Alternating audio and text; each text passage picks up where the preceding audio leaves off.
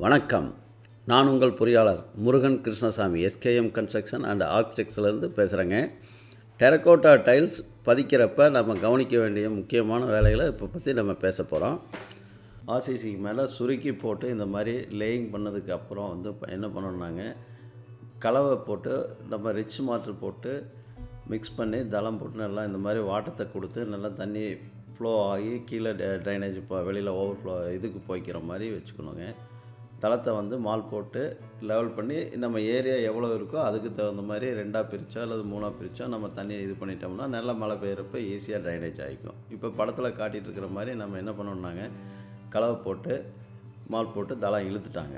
தளம் இழுத்ததுக்கப்புறம் நம்ம ஒரு நாளைக்கு எந்த அளவுக்கு எவ்வளோ டைல்ஸ் போடணுமோ அந்த அளவுக்கு தளத்தை இழுத்து இப்போ படத்தில் காட்டுற மாதிரி எல்லாம் நம்ம ரெடி பண்ணி வைக்கணுங்க.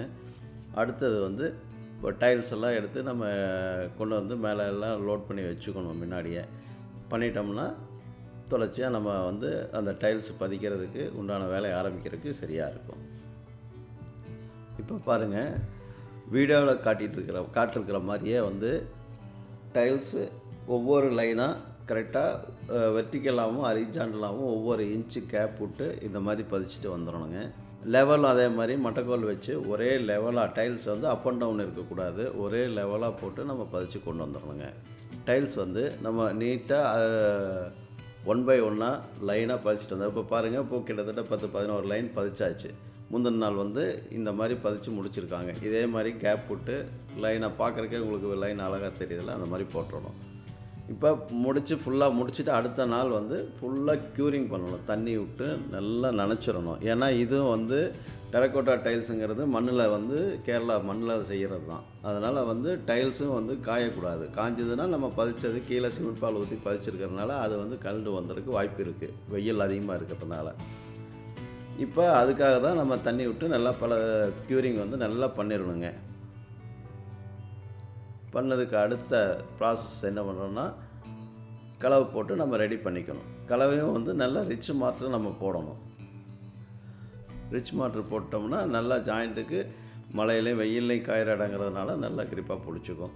இதுக்கு நம்ம என்னென்னா, வாட்டர் லிக்விட்டாக இருக்குது, பவுடராகவும் இருக்குது. அதாவது வாட்டர் லீக்கேஜ் ஆகாமல் இருக்கிறதுக்காக அதையும் நம்ம யூஸ் பண்ணிக்கலாம். இப்போ பாருங்கள், இப்போ வாட்டர் லீக்கேஜ் லிக்விட் தான் நம்ம எடுத்துருக்குறோம். லீக்கேஜ் ப்ரூஃபுக்கு இது கோ ட்ரை ப்ரோன்னு சொல்லிட்டு ஒரு லிக்விட்டு. இதை நம்ம கலவை 1:3ங்கிற ரேஷியோவில் ஒட்டுக்கா ஒவ்வொரு பேக்குக்கு ஒட்டுக்கா நம்ம மிக்ஸ் பண்ணாமல் இந்த மாதிரி நம்ம பண்ணிக்கணுங்க. தனித்தனியாக போட்டுக்கணும். ஒரு 2 செட்டி சிமெண்ட்டுக்கு என்ன மிக்ஸ் இருக்கோ ப்ராப்பராக 6 செட்டி சிமெண்ட் மணல் போட்டு, மணலோ அல்லது எம்சாண்டோ போட்டு மிக்ஸ் பண்ணிவிட்டு நம்ம இந்த மாதிரி ஊற்றி ரெடி பண்ணிக்கணுங்க.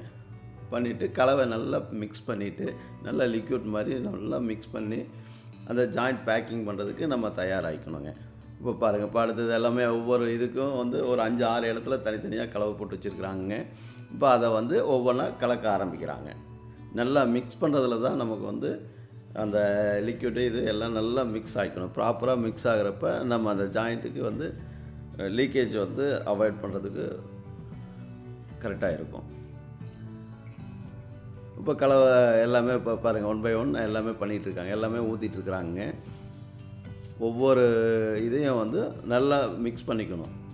கலவை மிக்ஸ் பண்ணணும். நல்லா கலவை மிக்ஸ் பண்ணுறதை பொறுத்து தான் அந்த இந்த வாட்டர் லீக்கேஜ் இதுவும் நம்ம மிக்ஸ் பண்ணி இப்போ பாருங்கள் படத்தில் காட்டிகிட்ருக்குறாங்க இல்லைங்க, அந்த மாதிரி நம்ம இது பண்ணிக்கணுங்க. நல்லா ஜாயிண்ட்டு ஃபில் பண்ணிடணும். நல்லா ஃப்ளோவாக நல்லா லிக்விட் இப்போ இதுக்கு நம்ம மிக்ஸ் பண்ணிட்டோம்னா அதை ஜாயிண்ட் பேக்கிங் பண்ணுறதுக்கு நல்லா ஈஸியாக அதே கலவை போய் சிட்டிங் ஆகிக்கும். இப்போ மோரலஸ் பாருங்கள், எல்லா ஏரியா இப்போ கவர் பண்ணி போட்டுருக்காங்க. இந்த மேலே நம்ம எப்படி இருந்தாலும் கலவை பேக் பண்ணுறப்ப கலவை மேலே வரும்.